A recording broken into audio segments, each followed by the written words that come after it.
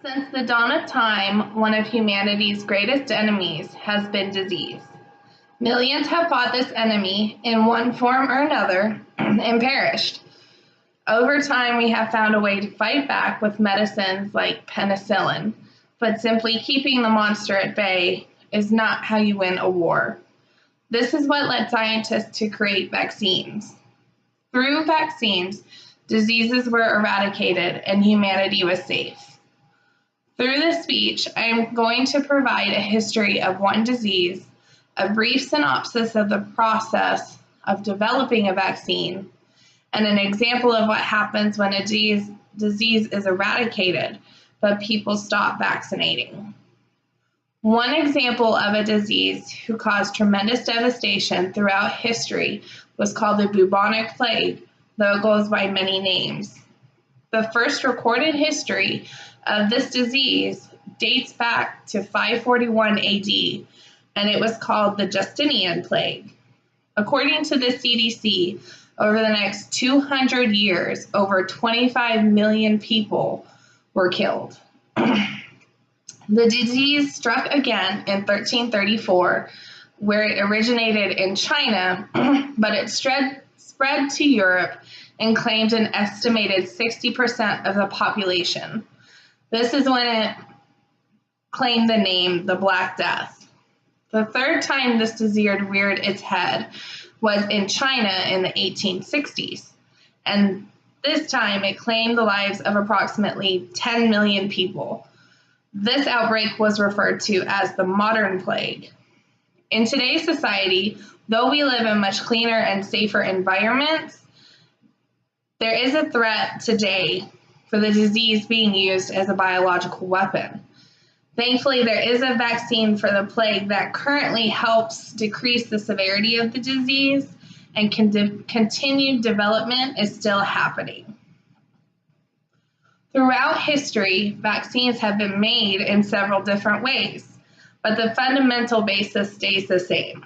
A vaccine defined by Merriam-Webster is a preparation of killed microorganisms that is administered to produce or artificially increase immunity in a particular disease.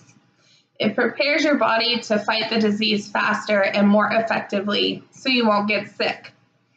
Today's process has been refined, and it is a defined process anyone must follow in order to provide a safe and healthy vaccine. According to the CDC, there are 6 steps in development: the exploratory stage, the preclinical stage, clinical development, regulatory review and approval, manufacturing, and quality control. So the clinical stage is where it really starts to get into the nitty-gritty. The clinical stage is broken down into 3 phases.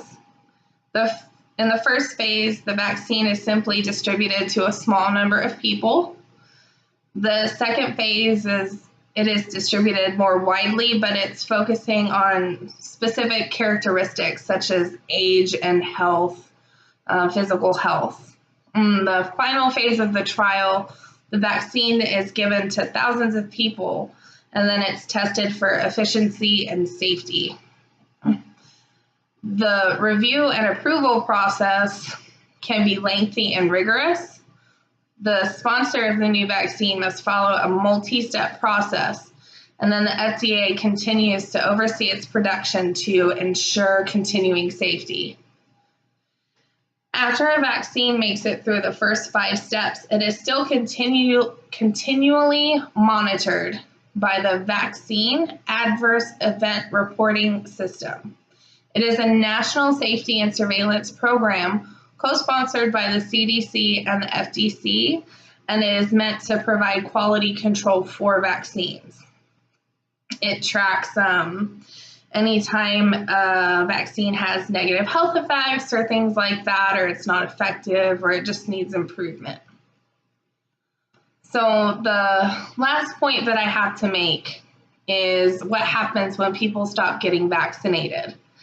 There's always been an argument among our society about people having the right to choose if they should be vaccinated or if it should be a mandatory choice. And this speech is not meant to argue either side, but the argument has become more prevalent, and there has been a rise in people who do not vaccinate themselves or their children. Measles was declared eradicated in the US by the CDC in 2000. And from January 1st to May 3rd, the CDC has reported 764 confirmed measles cases in the United States. According to the Medical Journal of Nursing, this is not the first time the U.S. has seen an uptake in measles cases since the invention of the measles vaccine, but this year's pace has been striking. This information is both interesting and relevant to our current lives. With the controversy currently surrounding vaccines, having as much information from reliable sources is imperative in making any kind of decision for yourself or your children. This topic should be discussed by everyone, everywhere, because it could affect us all. I hope this speech has provided some information that will be helpful to you in making that decision.